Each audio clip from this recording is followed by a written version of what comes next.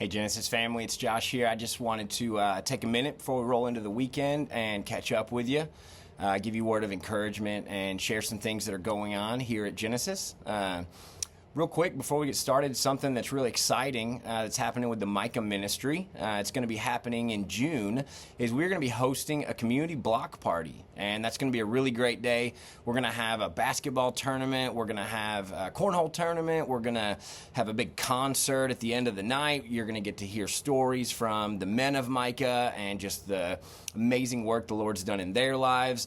You're going to get to participate in a raffle, a silent auction, just all kinds of fun things. We're going to have a resource fair and a ministry fair where you get to be introduced to some other organizations and ministries doing really great work in our community.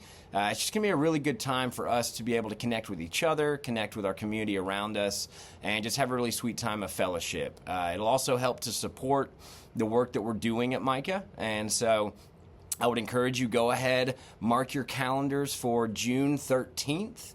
It's going to be a really great time. It's a Saturday. It's going to be an all-day event, and so we're going to have a really great time. So y'all come out and join us. That's going to be June 13th for our Micah Community Block Party.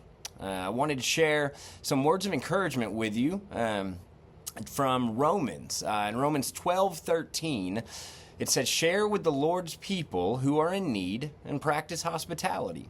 That seems like a really easy concept. It seems like it's very natural to us a lot of times. The South, we're known for our hospitality in a lot of ways. But there's a biblical version of hospitality that might be a little bit different than what we normally tend to think of all the time when it comes to that. And the hospitality that's biblical, it restores dignity through relationship. It's not charity, it's not just helping, but it's something more. I think a lot of people think of outreach and hospitality as helping people who need something, and that's a part of it. But if we stop there, we can unintentionally reduce people to their need. Biblical outreach calls us beyond charity and into hospitality. Hospitality is not just an event. It's not just a meal. It's not even just being nice to someone, but it's a way of seeing people in such a way that they're transformed. It begins with adjusting how we see them. Before we decide what someone needs, we have to remember who they are. Our starting point is not poverty, homelessness, addiction, unemployment, or crisis of any kind. Our starting point for how we see people ought to be the fact that they are our neighbors created in the image of God. Every person we serve carries dignity before we ever show up on the scene. We don't create that dignity for them. We get the opportunity to recognize it, to protect it, to help them to remember it when life has kind of buried that dignity. And it changes how we serve, changes our tone, changes our pace, changes whether we talk with people or we talk about people. And remember that people are not projects, but they're our neighbors.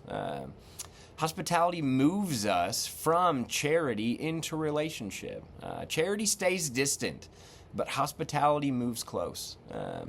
Charity can hand something across a table, but hospitality makes room at the table, and that's the beauty of it.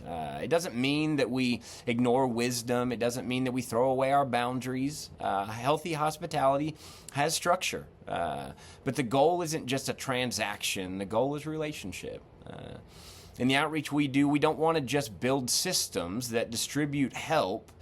We want to build pathways where people are known, where trust can form, and people begin to see a future again. Sometimes the most powerful thing that we can offer isn't an answer, but just presence. We want to step into a sharing that leads toward restoration. When Romans tells us to share with those in need, it's not just about saying you're helpless and we're helpers. It's something better than that. It's about saying that you're our neighbor and your burden matters to us. The goal of outreach isn't dependency, it's restoration. We want people moving towards stability, responsibility, community, and purpose. Relief matters where there's real crisis, but over time, love should help to move people from surviving to participating. We serve people in crisis, but we don't define them by crisis. Hospitality, it's something that we practice. Paul doesn't say to feel hospitable, he says to practice hospitality. That means that we get better by doing it. We practice listening, we practice patience, we practice our boundaries, we practice learning names, we practice seeing people as neighbors instead of interruptions. It's not a personality trait, but hospitality is a practiced way of life. As an outreach department, this is a culture that we're trying to build. Not just programs or events or services, but a culture of hospitality. I would challenge you to ask the question, who are we making room for here at Genesis? In outreach, we're not simply building those programs that help people to survive. We want to practice a hospitality that helps them to remember that they belong. We want to see people with that dignity. We want to see people that have a story. And that story's not ending here, it's beginning here.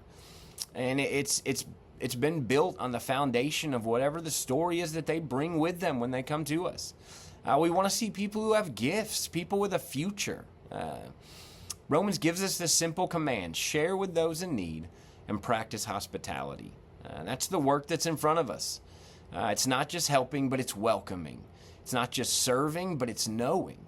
It's not just meeting needs, but it's restoring dignity through relationship. And so we want to see people the way that God sees them. We want to see them in His image, created with purpose, created with dignity, and our job is to remind them of that. We want to practice hospitality that helps people to remember that they belong. And we want to create that place of belonging. And so as you go into the weekend, Genesis, I want you to meditate on that. I want you to ponder that. And to think about the ways that we engage our neighbors as a community, as a church, and how we step into that is important. And the mindset behind it matters. We love you, and we want you to be blessed by the Lord and by the community that we have here. We want you to be a part of it. And so we welcome you into that. And we love that you are here as a part of what we're doing and as a part of just being here. Your presence matters in this space. And so thank you for being here, for being a part of our family here at Genesis.